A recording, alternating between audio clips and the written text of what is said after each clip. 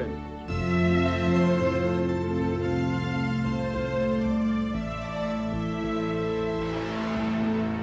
I think that there isn't a cover-up. He crashed following a flying saucer.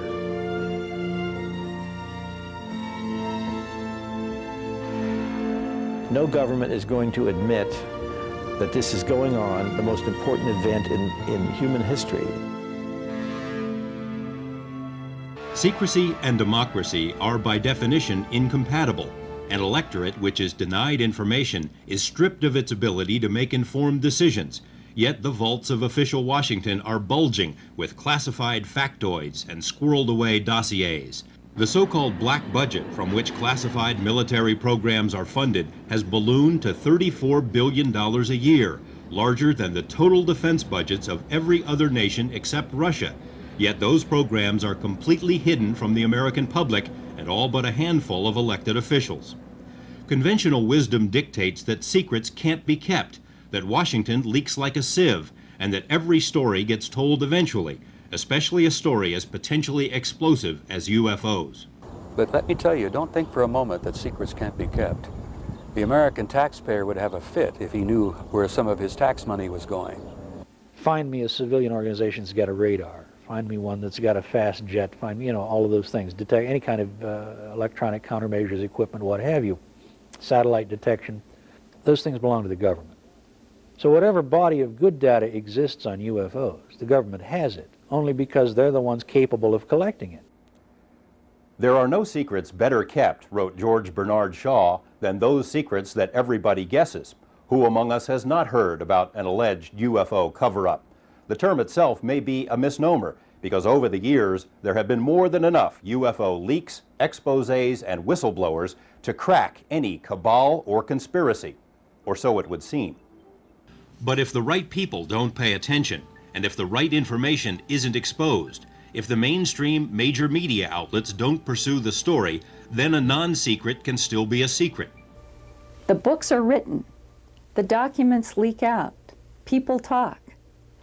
But if there isn't a context for the listener to believe that it is anything but science fiction, it's denied.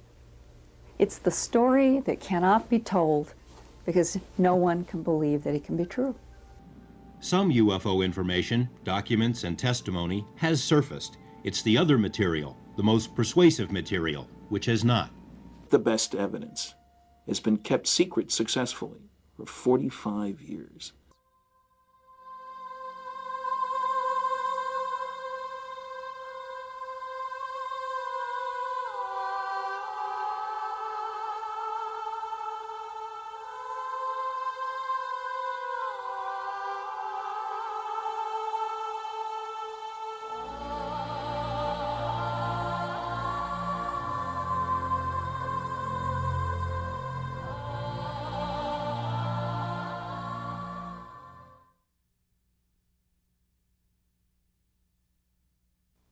You'd be surprised the folk has seen things and afraid to tell anybody about it. Former Nashville, Tennessee Councilman George Darden has never seen a UFO, but he thought he knew a good deal when he saw one. He was wrong. Darden hoped he could create a few jobs and some tourist income by building, with city funds, a UFO landing pad, sort of a Nashville-style welcome wagon for visitors from the Crab Nebula and beyond. The plan was defeated by a council vote of 27-1. Got one vote, which was a start, and that was my vote. Darden then tried to build the project with his own money, but was denied necessary permits by his skeptical, amused colleagues. The newspapers had a lot of fun at his expense, and the councilman even landed himself on the Joan Rivers show. Politically, he was doomed, and so was his idea. People have come right here in front of my house in tour buses because it came on the radio that I had built it in my backyard, which I had not. Darden says he never thought aliens would actually land in Nashville. He merely thought UFOs were a good gimmick. What he didn't know is that the seeds of his demise had been planted decades before by intelligence agencies who secretly plotted to make certain that the media and the public would never take UFOs too seriously, and that anyone who did take UFOs seriously would be subjected to ridicule and laughter. And all the way through, you can trace a deliberate pattern of disinformation, deception, the laughter curtain, the ridicule, the debunking, the UFO bashers that come out, there's still a few of them around, and say that anybody involved with UFOs is a crackpot. And I fault the media for that. They've never, ever taken the time to look at the reality of it, to look at the evidence and talk to the people who have first-hand knowledge. They go out and they'll talk to some poor yo-yo who's wearing a beanie with a couple of antennas up there, who said, I've been aboard this ship and I went to Venus and I had a love affair with... Well, the media focuses in on that guy, but they won't focus in on a scientist or retired military or a police officer who can tell them firsthand what I've seen and what's happened and what I know. August 1950, Missoula, Montana. A photographer captured movie footage of two silvery disc-shaped objects. The Air Force said it didn't know what the objects were, but that it was possible the craft were Air Force jets. 3 years later, a panel of CIA scientists dropped the word possible from the file and declared that the objects were jets, contrary to other evidence.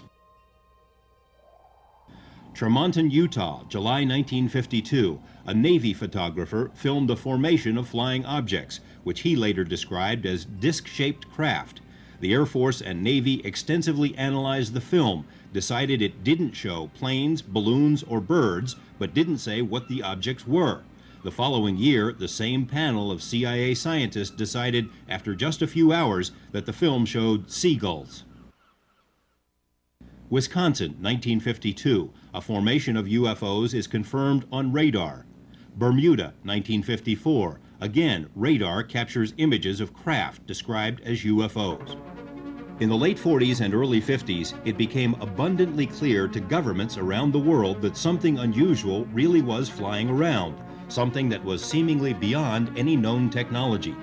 Rather than admit their ignorance and confront the issue head-on, governments did then what they tend to do today. They lied. I think, in a nutshell, that the government painted itself into a corner about UFOs for very legitimate reasons 45 years ago. And I think the paint's still wet. They didn't know what to do about it. Flying saucers. Lonnie James spent 26 years in the Air Force, mostly as a radar operator, and says he and others tracked UFOs on numerous occasions in New Mexico, Texas, and North Dakota. Higher-ups would routinely issue lame excuses. We picked up an aircraft, or a blip, I should say, on the radar scope that was acting very strangely, making 90-degree turns on the scope. We watched it on the height finder first, and it appeared to just rise in height and descend at will. We don't have any idea where they're coming from or what they are. And it's being suppressed by our own government. The individual who told us it was a weather balloon or who told us it was a missile from White Sands had to be an idiot. Total idiot. This former Air Force officer doesn't want his identity revealed, but recalls daylight UFO sightings while stationed in Alaska. They appeared to be discs of some kind or another, and silver in color. And they were just sitting there, perfectly stationary. As the jets proceeded to go after them in different groups, they came back together again at incredible speed. It was just like the blink of an eye. Nobody knew what they were, and they were completely beyond our capability, and we knew, we thought we knew the capabilities of the Soviets at the time. They didn't have anything better than the MiG either.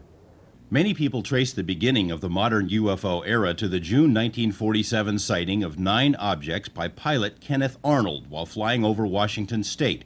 Arnold compared the flight of the objects to a saucer skipping across water, and the term flying saucer was born. In reality, sightings had been taking place for years before Arnold's brief encounter. During the final months of World War II, air crews on both sides of the war frequently encountered strange, almost playful balls of light, which came to be known as Foo Fighters. We thought they might be Nazi secret weapons. The Germans and Japanese thought they were ours. After the war, thousands of so-called ghost rockets were reported over Europe, especially Scandinavia. We suspected they might be Russian weapons. The Russians thought they were ours. UFOs burst onto the American scene in 1947. Kenneth Arnold's was one of nearly 900 sightings that summer. In early 1948, a military pilot, Captain Thomas Mantell, chased a UFO over Kentucky. Mantell radioed back that the object was metallic, of tremendous size. A few minutes later, his plane crashed, and Mantell was dead. The official explanation was that he was chasing the planet Venus and blacked out for lack of oxygen. A metallic Venus didn't wash with many people. Former U.S. Senator and Air Force General Howard Cannon served with Captain Mantell. He went to altitude and he kept trying to go, trying to follow it. He did report in what he was seeing on the radio, and eventually he just spun out and went in. On the surface, all was calm, but behind the scenes, military officials were greatly concerned. They worried that these unidentified objects might be advanced weapons from an enemy nation, so secret studies were begun. A joint Army-FBI study concluded that the objects were real, not imaginary, that they appeared to be metallic, disc-shaped, manufactured craft capable of great speeds and evasive maneuvers. The existence of this study was kept secret until 1976, 29 years later. The Air Force began its own study centered at Wright-Patterson Air Base in Ohio and dubbed Project Sign. In August of 1948, a top-secret evaluation was written based on an analysis of 200 early cases. The Project Sign report concluded, astonishingly, that UFOs were almost certainly interplanetary craft. But when the document was forwarded to Chief of Staff Hoyt Vandenberg, the general disagreed with the conclusion and ordered all copies of the report destroyed.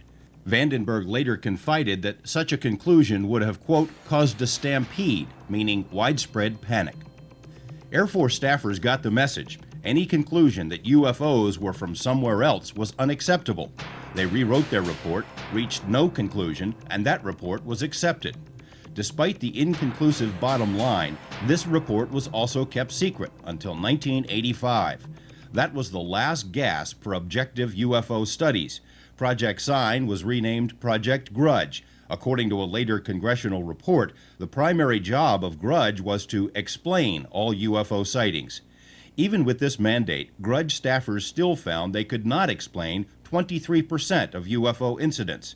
Their final report chalked up these unknown sightings to, quote, psychological explanations, the first official declaration that people who see flying saucers are crazy. The government has been aware since the late 40s at least that we are dealing with, in many cases, solid vehicles, not from this earth, that they are powered by extremely advanced propulsion systems, and that in some cases occupants have been seen. The Air Force went to great lengths to convince the public there was nothing to worry about. When tens of thousands of people from the Dakotas to Mexico witnessed a formation of bright UFOs, the Pentagon dismissed it as a misidentification of the constellation Orion, even though at the time Orion could only have been seen from the other side of the Earth. When witnesses reported the apparent landing of a UFO at White Sands, New Mexico, the Air Force determined that what had been seen was the planet Venus, to which one scoffer replied, "What an historic occasion, the night Venus landed on the gypsum flats of New Mexico." The joke making the rounds in those days was that for every 200 UFOs sighted, the Air Force could explain away 210.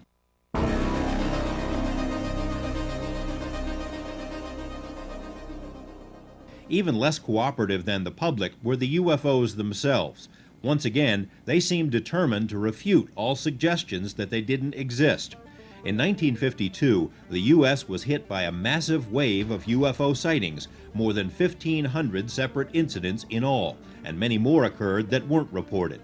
Those who question why UFOs haven't landed in Washington, D.C. may be interested in what may rank as the most dramatic UFO incident of all. In July 1952, the nation's capital was buzzed by at least 6 UFOs on 2 consecutive weekends. The objects were picked up on numerous civilian and military radars.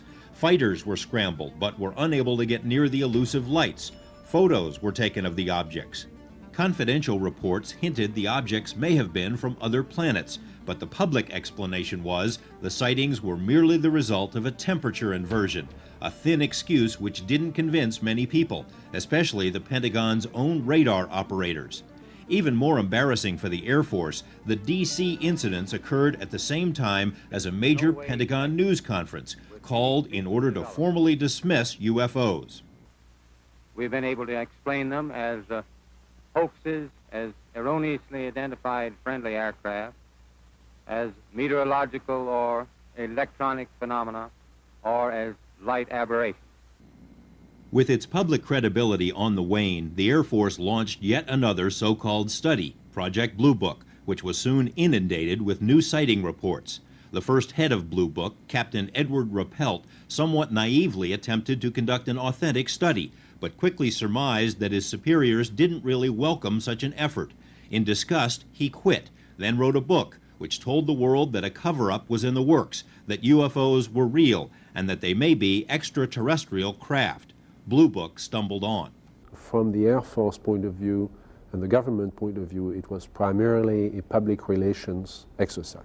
To the Air Force in those days, UFO reports were just an annoyance.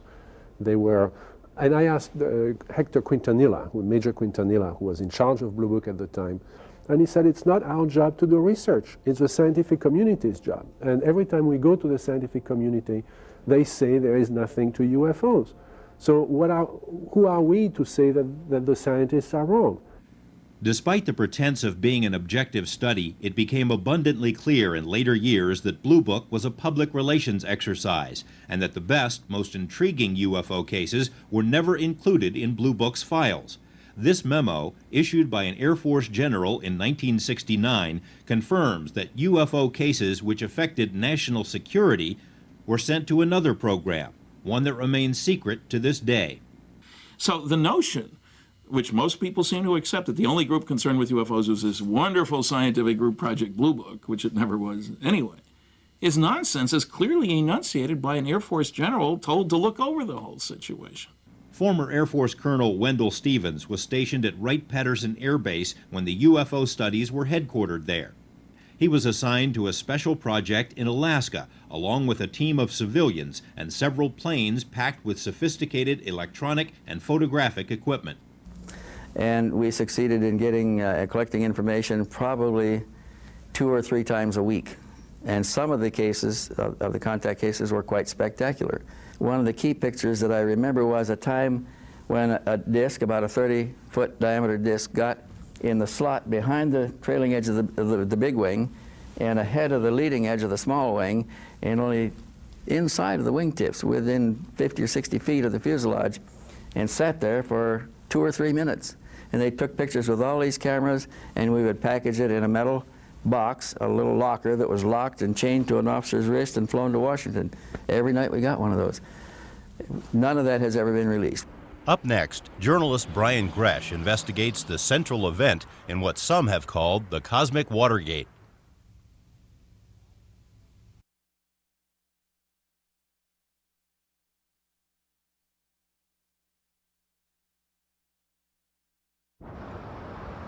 The town of Roswell, New Mexico isn't much different today than it was 45 years ago, when it became the unlikely setting for what may rank as the greatest cover-up in history. The old Army airfield has been closed for years, but back in the late 40s, it was home to the world's only atomic bomber wing, the 509th, a point of pride with the locals. Today, as then, much of New Mexico is a virtual military fiefdom. Kirtland Air Force Base in Albuquerque was and is the state's largest employer. Los Alamos Lab and White Sands Missile Base are still key players in the nation's defense establishment. If someone had wanted to get a clear picture of America's military capabilities back in the 40s, New Mexico would have been the place to be.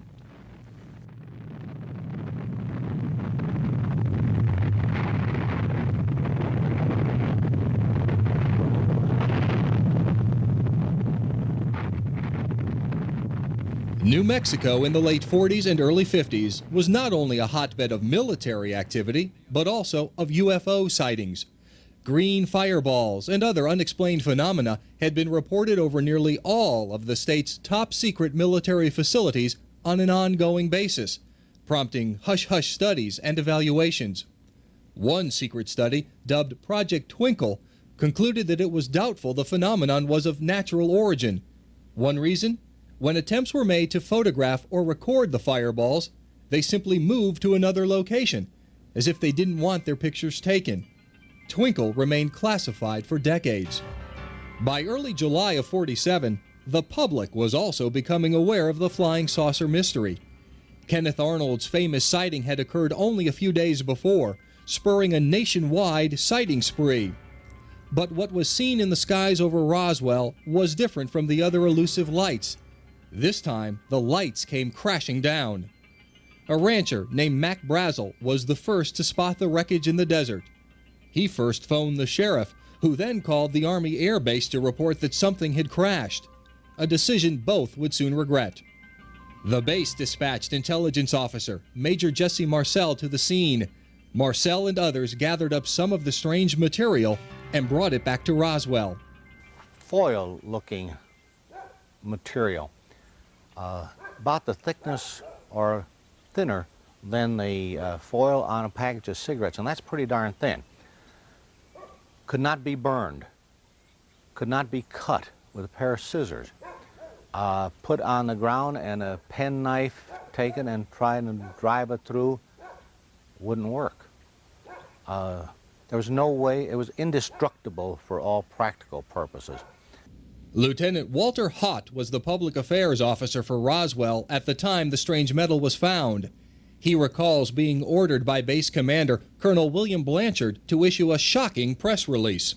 He called and said words to this effect: "We've got pieces of what we think is a flying saucer." The release was picked up by newspapers all over the world, and queries about the flying saucer came pouring in. The first phone call I got after that got on the wires and the like was from London, England, a fellow calling some newspaper, and I don't remember which one it was. "If this is something from outer space, how did Major Marcel know how to fly it?" Well, he didn't actually get in it and fly it. He just put the pieces in an aeroplane and flew the aeroplane. But within hours after the initial press release, higher-ups within the Army ordered a new story to be issued. The wreckage wasn't from a flying saucer after all, but rather was part of a weather balloon. A news conference was staged, at which pieces of a shredded weather balloon were put on display. But Major Marcel admitted in later years that the material shown to the reporters wasn't what he brought back from the Brazel Ranch. Marcel said the metal had been spread out over 3/4 of a mile at the ranch, far too much material for a weather balloon. And he said some of the pieces contained strange, inscrutable symbols, as if written in an alien language. He reiterated that over and over, that what he had seen was not, I'll have to quote here, not of this earth. He was very, very adamant about it. What Hott didn't know back then was that a second wreckage site, 120 miles from the Brazel Ranch, had also been found, and on the same day. Numerous witnesses, including an archaeology team, say they saw a large crashed disc and the bodies of at least 4 alien creatures. Like the Brazel site, this second location was sealed off by the military, and witnesses were told to keep their mouths shut. So when you get such a consistency of input from respectable people, people whose testimony you'd like on your side in a court of law, ask any attorney, you're stuck. What are you going to do from there? These people are telling the truth. It's not one person, it's not 10 people, it's over 100 people. As Friedman reveals in his book, Crash at Corona, dozens of former military personnel have surfaced over the years who say they saw, handled, or transported either the wreckage, the alien bodies, or both. Bob Shirky, the former assistant operations officer at Roswell Field, is one of them. Colonel Blanchard had called down and said, set up a plane to go to Fort Worth. He said, I want a B-29. And then Colonel Blanchard showed up in a couple of cars, and the people come hurrying into the building, and he stepped in Colonel Blanchard stepped into this doorway into the operations office to get out of the hallway. And that's when I said, Colonel Blanchard, you're blocking my view, you know. And that I peeked over his shoulder as a couple people went by carrying various pieces of metal. And one of them pretty good size, about 2 by 4. Shirky says he knew other people who had knowledge of the wreckage or bodies, including a nurse at the base hospital who claimed to have seen horrid alien carcasses. Shirky has also remained friends with Glenn Dennis, the town mortician. He said to me, did you see the sketches in the paper of the humanoids or the bodies? And I said, yes. He says, well, I can tell you that's what they looked like. He says, our funeral parlor supplied the caskets for the Air Force to use because we had the contract. And they came in and took all the baby-sized or youth-sized caskets we had. When this crash saucer event took place, the military told him, if you ever talk about what you saw, we will kill you and we will kill your family. While a cover story was being spoon-fed to gullible media, more dramatic steps were taken to ensure that the story of the saucer and bodies would spread no further. Mac Brazel, for instance, was held incommunicado for a week, and when he finally re-emerged, had changed his story about what he found.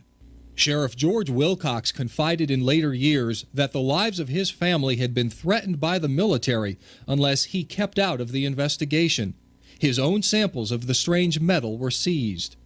A Roswell radio station was ordered by the FBI to cease transmission of a story about the crash. But the most effective subterfuge involved the transport of the alleged alien flotsam. Witnesses and records indicate that some of the material was immediately flown to Fort Worth, then on to Wright-patterson Air Base in Ohio, and perhaps to Washington, D.C. The official Army story is that once the weather balloon mix-up was discovered, plans for transporting the material were canceled altogether, a statement that is demonstrably false. Pilots who flew the material out of Roswell have confirmed the Army was lying. One pilot even claimed to have seen the alien bodies while in flight. This official FBI memo, dated July 8, 1947, clearly indicates that a, quote, disc was being transported from Roswell to Wright-Patterson by a special plane for examination. Wendell Stevens was at Wright-Patterson back then and remembers far more furor than should have been generated by a weather balloon. My immediate superior, who was Colonel Albert Boyd at the time, later became 3-star General Albert Boyd and a commander of the Edwards Air Force Base Flight Test Center. He was my immediate superior, and he was one of the officers that flew General Twining out to Kirtland Air Force Base on the night of the 3rd of July. More than 200 witnesses in all have now come forward with bits and pieces of information about the New Mexico events, much of it first-hand information. Yet the official files of those agencies charged with investigating UFOs over the years contain virtually nothing about the case, not even files which might discredit it. There is more than enough evidence to suggest that something extraordinary happened in the New Mexican desert back in 1947, and that the military went to great lengths to hide the truth. We have the general who took the call from Washington saying to cover it up. We have the rancher, his son, the people around him, neighbors that he talked to. They come up with a consistent story, descriptions of the not only the wreckage, but how he was treated by the government. We have the media people in the town of Roswell. Some of them are still alive. We have the guy who put out the press release. He's never changed his story in the 14 years since I've been talking to Walter Howe. We have the FBI memo. Even more unsettling is the possibility that there have been other crashes and other cover-ups. UFO researcher Linda Howe says she has been shown documents by military officials which refer to several saucer crashes and recoveries. Bill Moore, who co-authored the first book on the Roswell affair, says he has been shown similar documents. And Timothy Good has heard credible testimony from some of the best-known military leaders of this century. General George Marshall was supposed to have something to do with it. Marshall became quite forthcoming and admitted that there had been contact with UFOs and that there had been at least 3 crashes. and occupants had been recovered, and he went on to say that the occupants of UFOs were hoping to eventually adapt to the atmospheric conditions on this planet. If there have been crashes and recoveries, if alien wreckage and even bodies have been found, where are they? What's being done with the proof? And why can't the public be told? More on these topics is still ahead.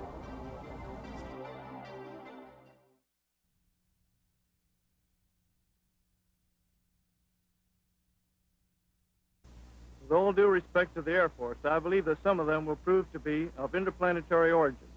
Retired Marine Corps officer Donald Kehoe is widely regarded as the father of the UFO cover-up theory. In books, magazines, and broadcast appearances during the 50s and 60s, the bulldogish Kehoe became the single most painful dagger in the belly of the Air Force, a relentless crusader who relied on his own military sources to expose Pentagon lies about UFOs, and there were plenty. They are simply following orders to explain away all UFO sightings as quickly as possible when they become public, and deny that UFOs really exist. The Air Force went to such extremes in trying to explain away UFOs that it lost credibility, even with sympathetic media. In the mid-1960s, the U.S. was engulfed in an intensive 2-year UFO wave, during which hundreds of thousands of Americans claimed to have seen UFOs. Alan Hynek, Project Blue Book's designated explainer, inadvertently punctuated the mid-60s flap when he announced that UFO sightings by hundreds of Michigan residents were inspired by swamp gas, an excuse which was ridiculed nationally and which prompted calls for a congressional inquiry into UFOs. Under pressure, the Air Force agreed to sponsor what it called an independent scientific study of UFOs. Several universities declined the job, which eventually went to esteemed University of Colorado physicist Dr. Edward Condon. But any hopes for an objective study were dashed even before the project began. Condon himself stated in public that the government should get out of the UFO business and that UFO writers should be horsewhipped. His project coordinator caused his own stir when one of his memos was leaked, stating that the staff would consist of non-believers and that the, quote, trick would be to make the study appear objective. Several staff members resigned, complaining that the results were rigged. Nevertheless, the Condon report predictably concluded that UFOs weren't worth studying, and the Air Force used the Condon report as a reason to cancel Blue Book altogether in 1969. None of the evidence that I have examined would indicate any proof at all that we are being visited by extraterrestrials. We have not been hiding anything. The investigations have been made public. The explanations of those where there is a clear explanation have been made public. Hynek, of course, would soon change his mind about Blue Book and about UFOs, and would become the most important figure in the history of American ufology. Jacques Vallée was his closest associate. The Scientific Advisory Board of the U.S. Air Force had many opportunities to review the UFO files. They knew that people like Dr. Hynek and I and many other scientists were of the opinion that this should be studied, and they could have done something. And if they had given an opinion to the Secretary of the Air Force that this should be studied, it would have been studied. Instead, everything was swept under the rug. The Air Force contention that UFOs were not a threat to national security was contradicted over and over by the military's own files. A secret order issued in 1960 to all Air Force commanders stated flat out that the Pentagon considers UFOs to be, quote, serious business, and no wonder. UFOs had been seen most often over sensitive nuclear and military installations, including Oak Ridge National Lab, Los Alamos, White Sands, Savannah River, and dozens of other defense installations. Anybody would recognize that if you have a base at which there are stored nuclear weapons, and a vehicle has penetrated your air cover and goes right down the runway, that has national security implications. That kind of sighting is far more interesting to me than some light in the sky meandering along. So, on the one hand, we have this popular impression, repeated as recently as a few months ago by an Air Force spokesman, that there isn't anything that affects national security, and Blue Book was it.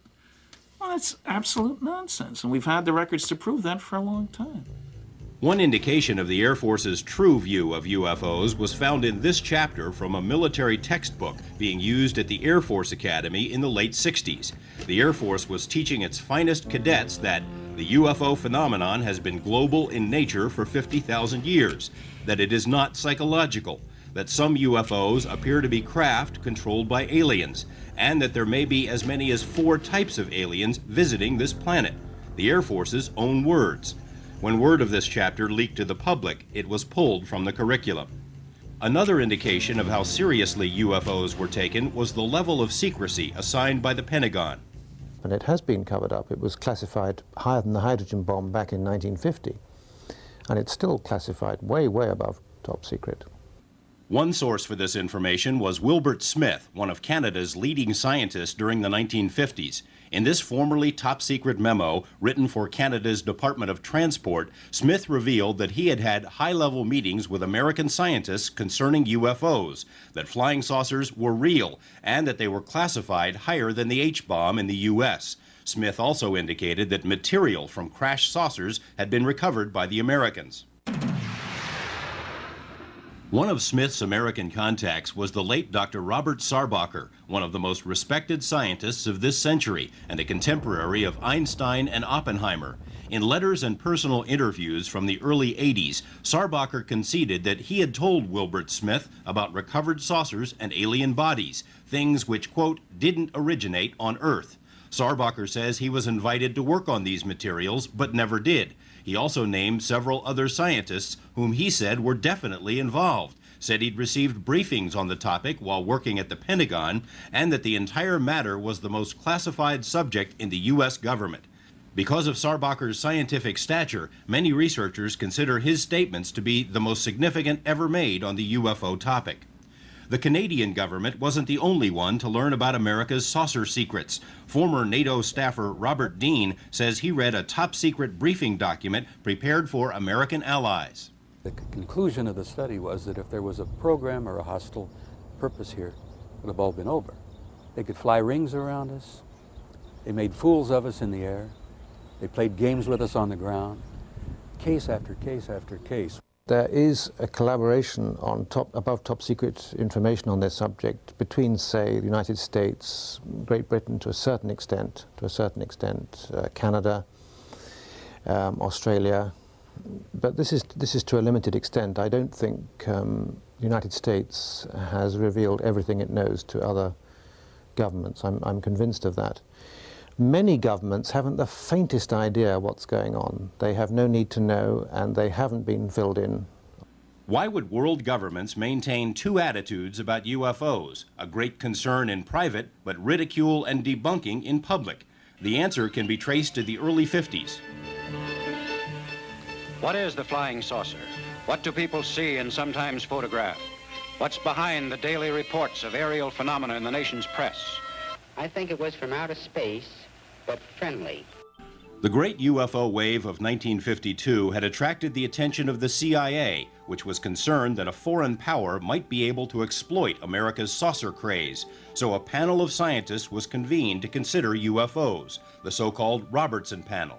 Members spent a total of 12 hours over 3 days reviewing the UFO evidence and concluded there was nothing to worry about. UFOs were not a threat to national security. However, the continued reporting of UFOs could be a threat, the panel said, and it recommended an official policy of debunking so that flying saucers would be stripped of their aura of mystery. The Robertson panel also recommended that UFO groups and researchers should be monitored. Armed with these recommendations, the CIA and military intelligence agencies swung into action with a plan that is still being carried out.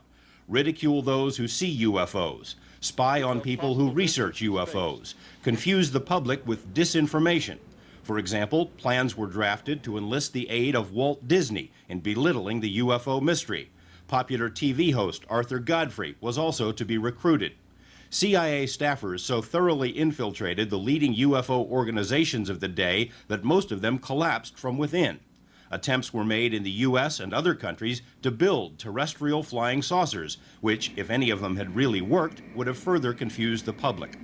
You know, there are lots of games being played behind the phenomenon itself. In other words, there is a real phenomenon, but there may be and here we're talking about the third level, the sociological level.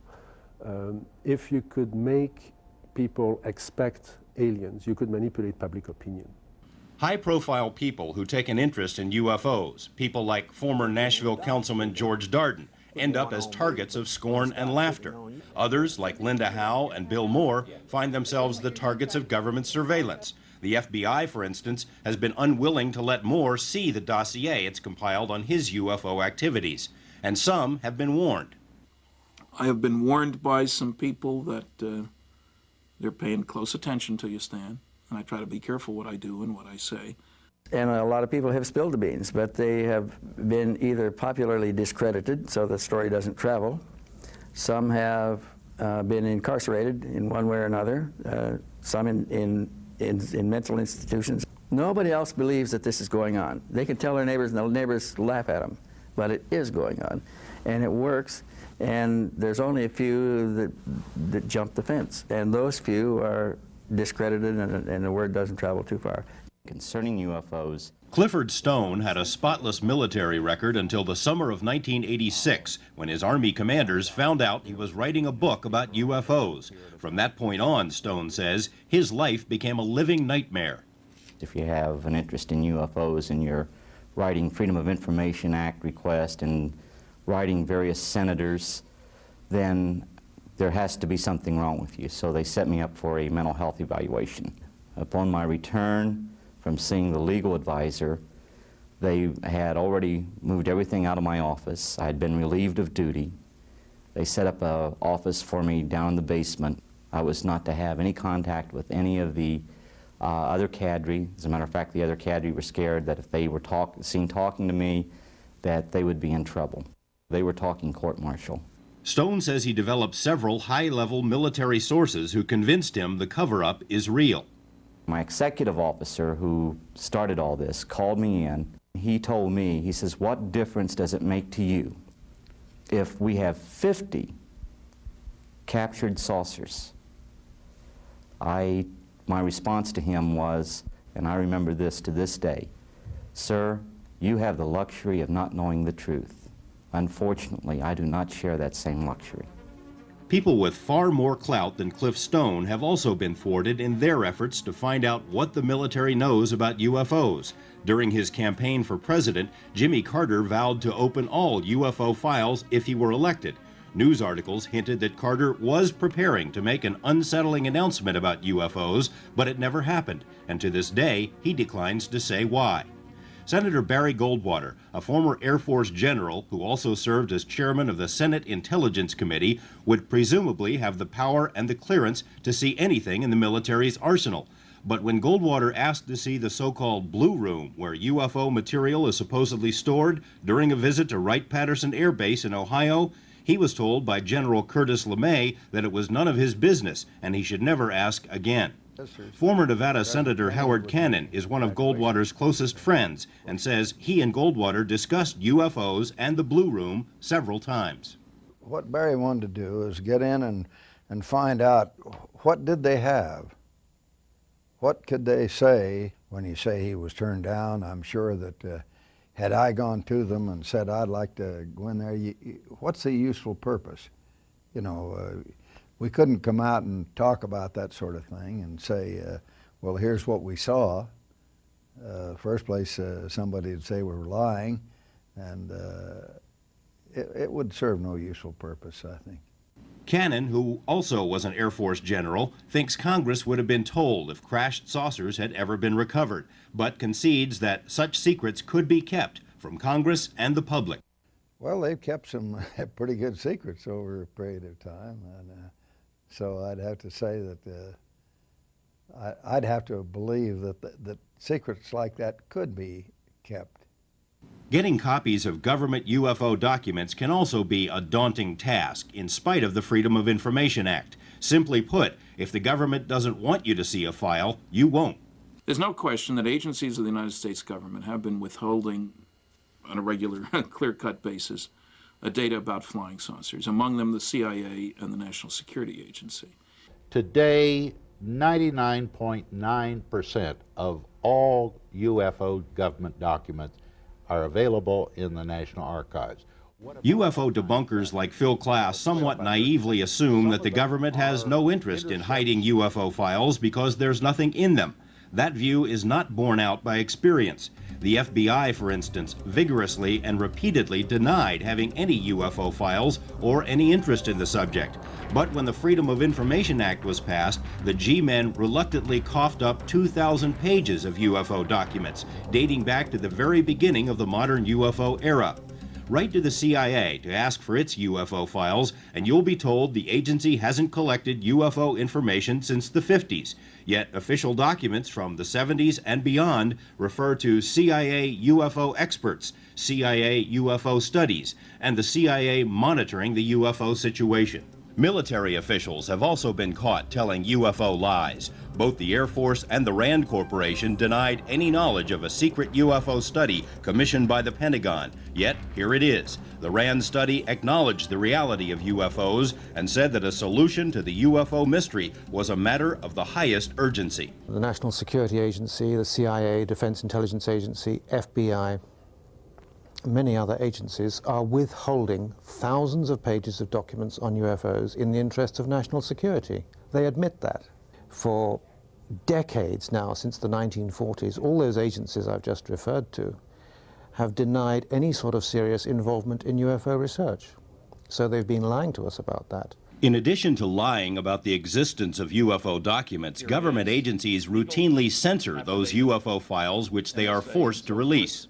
The trouble is, as you start to go through this document, you rather quickly find that a lot of it isn't really there. And I won't stop because you'll see how many pages are really full of good information.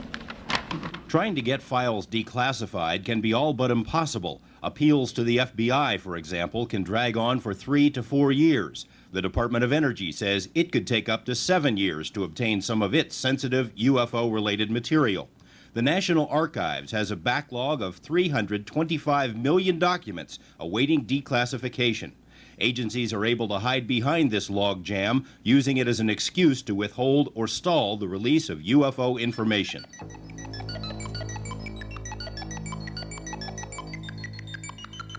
More disturbing than censorship, false denials, and stall tactics is government-sanctioned disinformation, which seemingly flows back to the CIA's Robertson panel.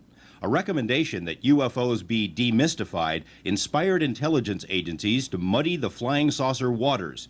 Today, there are even officially published rules for how deception programs should be carried out in order to provide cover stories for secret military projects. Disinformation is a diversion away from the truth. Our method of protecting information is essentially to dilute it with so much garbage that it is extremely difficult for an outsider without access to know what's good and what isn't. Bill Moore should know all about disinformation efforts. He admits that he was part of one in the 1980s, working hand in hand with Air Force intelligence in a scheme to discredit a UFO researcher, a man who subsequently suffered a mental breakdown. Moore defends his motives. My involvement was only with the motive of learning how the process worked, who was involved with it, and ultimately, if I could, what was behind it. Why is the government doing this kind of thing? I never did quite learn why, but I did learn who, and I learned a great deal about how. Moore is also at the center of what many consider to be the ultimate UFO deception, the MJ-12 affair. A copy of the so-called MJ-12 document was sent anonymously to Bill Moore's associate. It purports to be a briefing paper prepared for President Eisenhower, explaining that crashed saucers and alien bodies have been recovered and that a secret organization of a dozen scientists and officials had been appointed to study and control all UFO material, MJ-12. Most UFO researchers consider the MJ-12 document to be a fake. The Air Force has finally issued a formal statement saying the document is not genuine. However, the details inside the paper aren't so easily dismissed. More than 30 different pieces of information, little details that we didn't know before we got the documents, which were received in December 1984, but turned out to be true. And it really boggles the mind how somebody could have known those things. If they're real, then they speak for themselves. If they're not real, then they are an extremely elaborate and sophisticated hoax, which, in my opinion, can only have been created by someone inside the government, because there are things in those documents that weren't in the public domain at the time the documents came to us. Stan Friedman spent several months and thousands of dollars trying to verify the MJ-12 paper. He says he found nothing which would automatically discredit it and remains convinced that MJ-12 or something like it is very real. But I'm convinced that there is such a group, and if there isn't, we've made a terrible mistake. Because presidents and intelligence agencies need a group like that. Jacques Vallée was one of the first writers to suggest that the government might be deeply involved in UFO disinformation. Today, he says, there is ample evidence that such programs continue. What intrigued me was that those people had linked to psychological warfare activities of the military, which opens the way to the speculation that perhaps the belief in UFOs can be manipulated as part of psychological warfare exercises. The long and winding paper trail clearly shows that our government in its various forms spies on UFO researchers, infiltrates UFO groups, lies about UFO documents, censors UFO files, threatens UFO witnesses, and weaves vast and elaborate UFO deception programs aimed at confusing and misleading the American public and the rest of the world. The government is acting, in the view of many, like a frightened child, afraid to face the truth. What are they afraid of, and why can't we be told? More on that as we continue.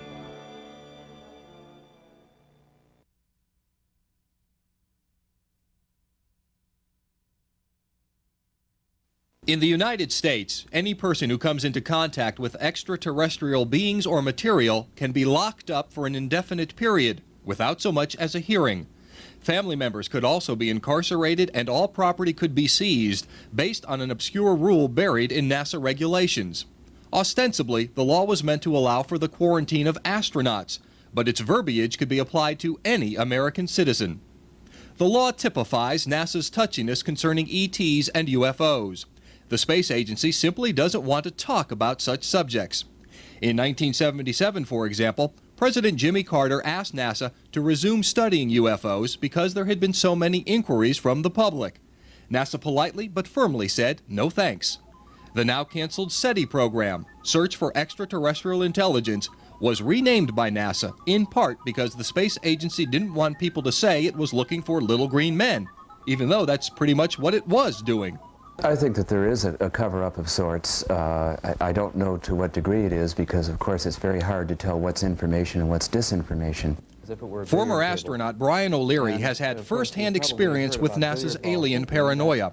Dr. O'Leary was recruited by NASA for a manned mission to Mars, primarily because of his extensive writings about the Red Planet. But when O'Leary took an interest in the so-called face on Mars and suggested it might even be the remnant of an ancient civilization, he encountered stiff opposition. I did an optical study of the face on Mars, and it took me 4 years to publish the paper. It was finally published in the Journal of the British Interplanetary Society.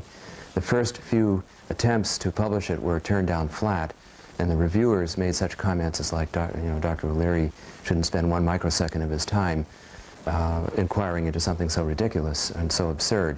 The mainstream scientists, when they start to look at these pictures, in fact, I know the person that first discovered them. His name is Toby Owen. He's a colleague of mine in planetary science, and he and some of the other people, when they started looking at the pictures, there was kind of a nervous laughter, almost like a teenager looking at pornography, saying, that looks like a face. But then when it comes time to go public, you have to be conservative, or else you might just blow your whole credibility. In 1993, NASA launched the ill-fated Mars Observer for the purpose of thoroughly photographing the Martian surface. Despite intense public interest in the face and surrounding features, NASA had to be dragged, kicking and screaming, into an agreement that the face region would be photographed. Even then, NASA said it may or may not release any such photos to the public, most likely because it didn't want to add fuel to the ET fire. A point made moot when the Mars Observer allegedly disappeared. Researcher Don Ecker is convinced that NASA has been taken over by the military. The fact that NASA over the last couple of years have been slowly but surely clearing out their civilian research personnel and have been bringing in retired military personnel. What this suggests is that NASA is going black. Journalist Ecker points to a 1991 mission of the Space Shuttle Discovery, STS-48, as an example of NASA's participation in a cover-up. This footage was taped from NASA's own satellite signals. It shows several anomalous objects floating in space near the shuttle. Objects which NASA says were ice crystals, space debris, or both. But analysis by some of NASA's own consultants casts serious doubt on these excuses. At one point, the footage clearly shows an object make a radical shift in direction, in apparent response to a flash of light emanating from the shuttle.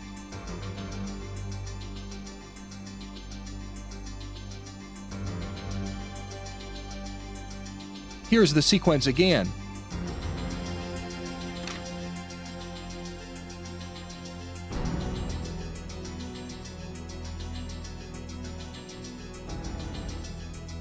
Notice two other objects streaking across space at incredible speeds. Self-propelled ice crystals, or are they something unexplainable? These objects, in fact, were not ice, were some type of manufactured vehicle, and they demonstrated a propulsion system that we presently on Earth either are not aware of, or if there are elements within the government that is aware of it, they're keeping it under wraps. To some, this sequence of events suggests a hostile interspace encounter between a U.S. space shuttle and UFOs. To others, it's another in a long string of inconsequential sightings of space junk.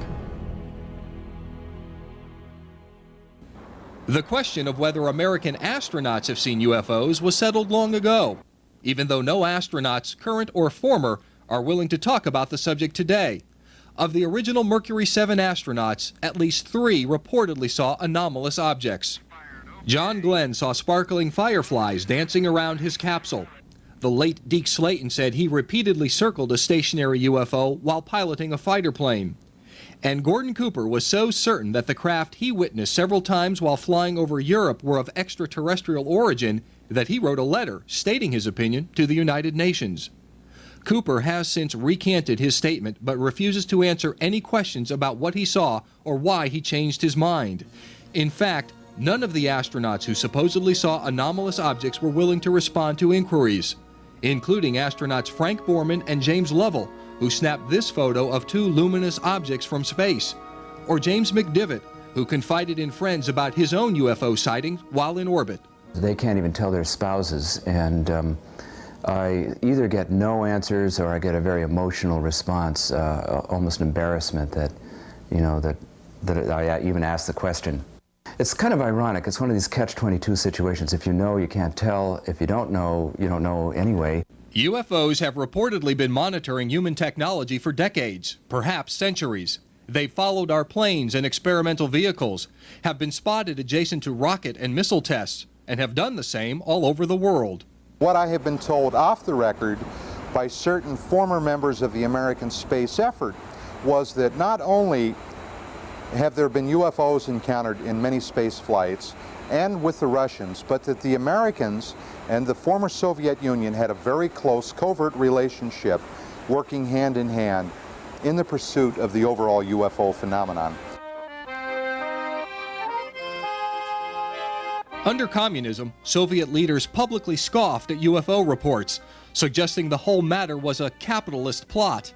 At the same time, the Russians sometimes used UFOs for their own propaganda purposes. They had launch sites that were secret, and when they launched a rocket, they encouraged the people in the area to believe that what they had seen in the sky was a flying saucer. They actually planted those stories. I think we've done the same thing. But the Russian military clearly knew that UFOs were real. Hidden in the archives of the Ministry of Defense is solid evidence of Russian UFO encounters, on Earth and in space. What's more, the Russian government knows that the American government knows. Because the Soviets got a jump on the U.S. in the space race, they also had the first outer space UFO sightings. Yuri Gagarin, the first man in space, reportedly saw UFOs during his flight, but said he was not permitted to talk about it. The second Russian in space not only saw UFOs, but filmed them. One frame of that film, showing several UFOs dancing around the capsule, was published in a Soviet magazine years later. Scientist Ramily Avramenko, one of the chief designers of Russia's Star Wars program, says the Soviet government knew UFOs were from somewhere else since day one of the space race. At that time, satellites in space were easily countable, but we also saw vehicles whose technical characteristics we cannot match even now. We saw tens of these in 1959. Surely the existence of these vehicles caused problems for the U.S. defense systems, because you are faced with this information as well. These still classified Ministry of Defense documents, never before seen in public, reveal that Russian spies learned a great deal about UFO encounters involving American astronauts. The Russians are convinced there were several direct encounters with UFOs while American astronauts were on the moon, and that the Americans haven't returned to the moon because we were told to stay away. Several high-ranking military and scientific sources confirm that the Russians knew much about the ongoing UFO cover-up in America. Retired Army Colonel Boris Sokolov was in charge of the Soviets' secret UFO projects for 10 years and says he knew that the U.S. military had constructed 40 UFO listening posts as part of its UFO research. I think America could learn something. I mean, after we gave lessons to the Russians for 40 years about freedom and liberty and so on, and now they're publishing a lot of stuff. I doubted that they're publishing everything they have, but at least they are releasing a lot of material, and our military doesn't seem to have changed too much, their attitude. The big question about the UFO cover-up remains. Why? Some final thoughts on that are just ahead.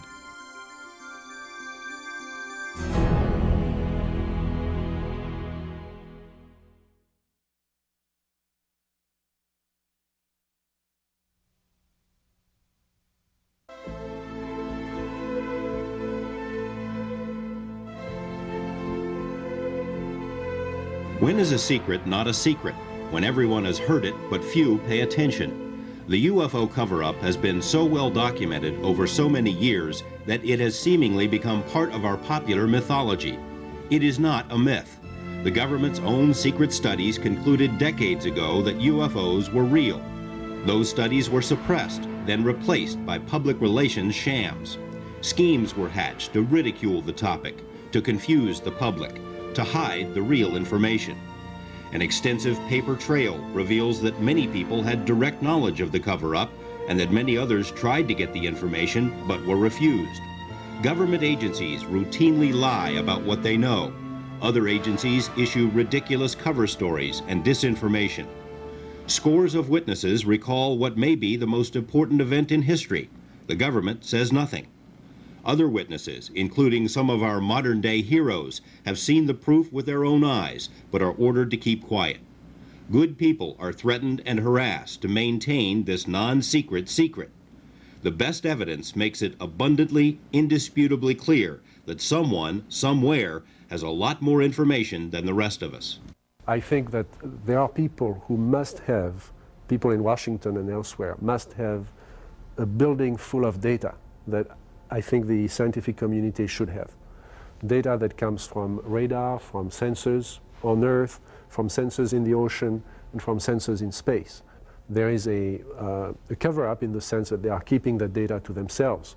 And I think the greatest secret may be that nobody has any idea what those objects are.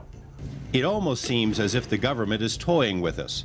Wright-Patterson Air Base is widely thought to have been the home to recovered alien technology. On the emblem for the base's aptly named Foreign Technology Division is this strange symbol. A joke on the public?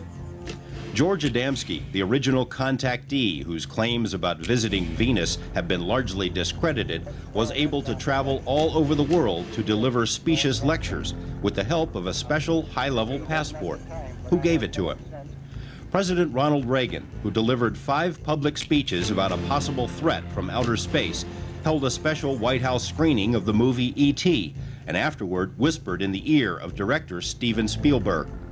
When the showing was over, Reagan got up, put his hand on Steve's shoulder and said, you know, fewer than 6 people in this room know the whole story. We can't say how many people, if any, know the full story, but certainly there have been many who know more than the rest of us, including some of the most trusted personalities of this century.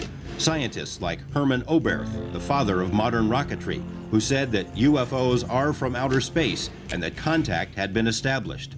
Or his colleague, Werner von Braun, who hinted that closer contact with an alien intelligence was imminent. Or General Douglas MacArthur, who predicted that our next great war would be an interplanetary war. Or General George Marshall, who also said contact had been made and that UFOs could wipe us out if they wished. Or Admiral Roscoe Hillenkoetter, first director of the CIA, who joined a UFO group after leaving government and who said that the next step is up to the aliens. Or famed scientist Robert Sarbacher, who told colleagues he was invited to work on recovered alien material and that the matter is the most classified subject in the government.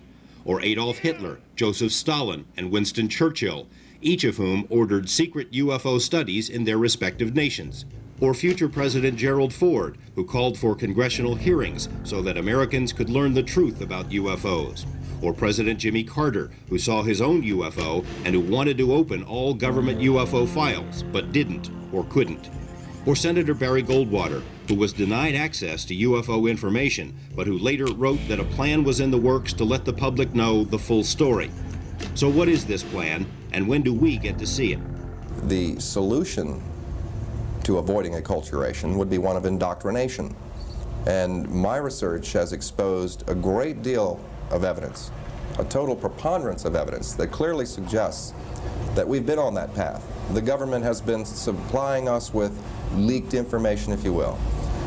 There's substantial evidence of use of subliminal media. Exler is one of many UFO researchers who suspects that the public is being slowly programmed through advertising, TV shows, movies, and other media to accept the alien reality. If such a plan isn't in the works, perhaps there should be one.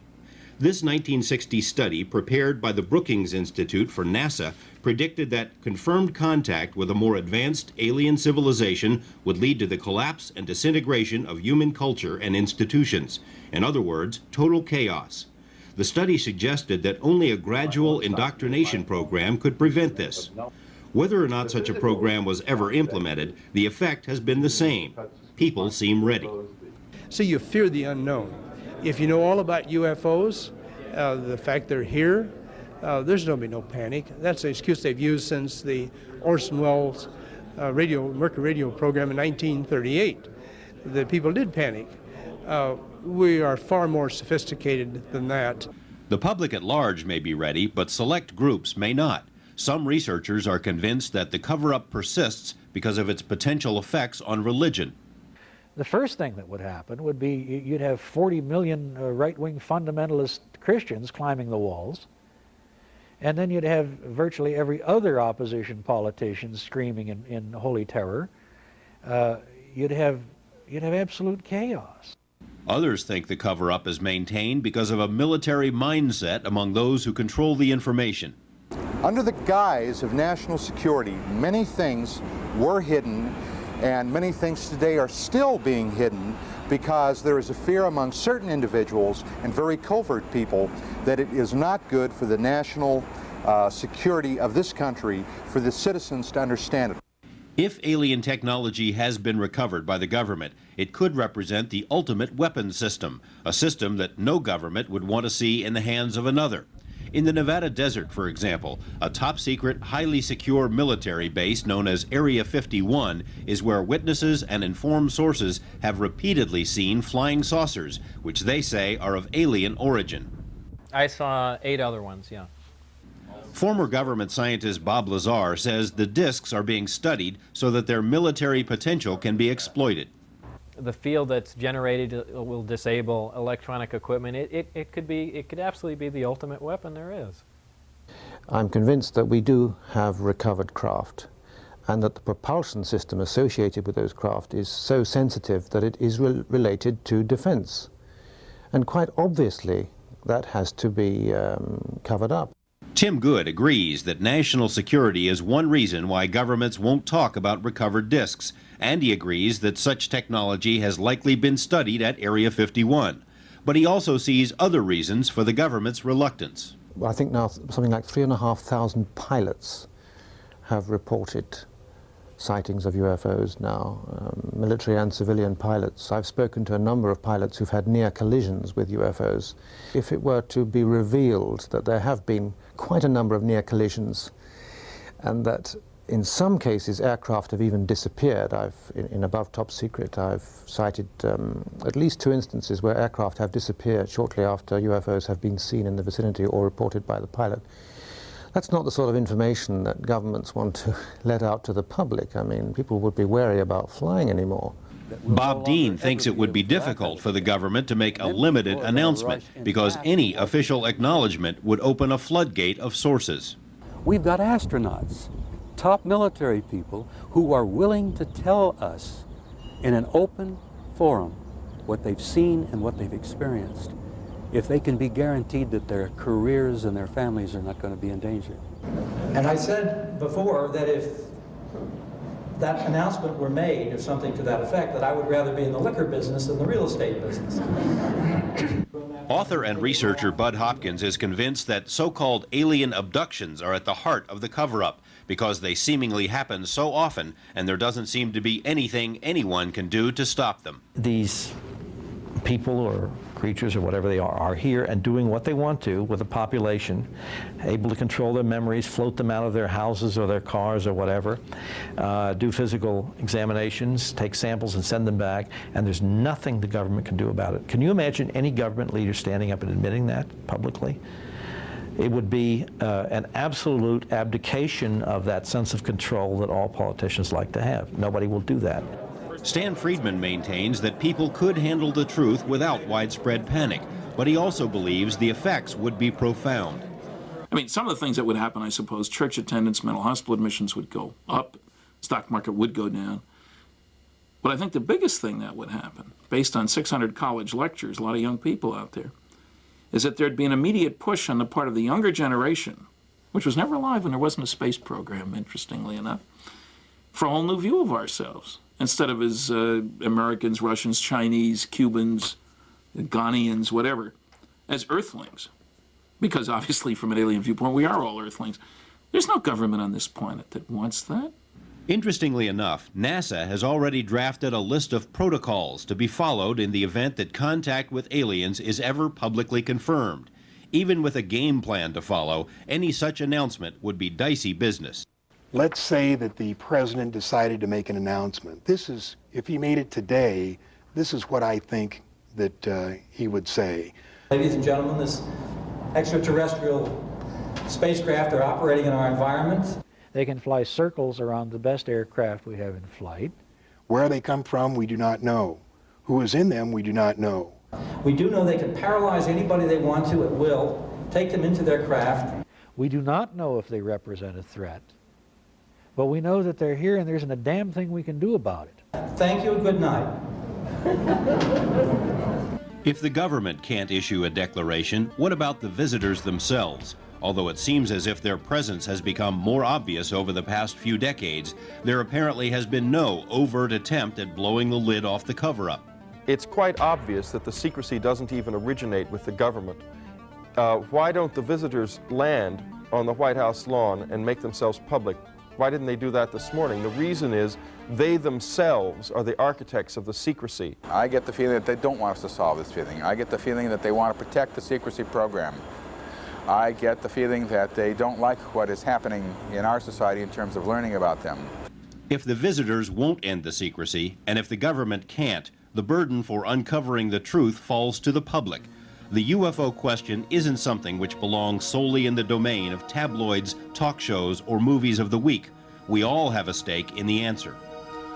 I think the only hope for a decent future for this planet is an Earthling orientation. The easiest way to get it is to recognize that somebody's coming here, and to them, we are all Earthlings, like it or not.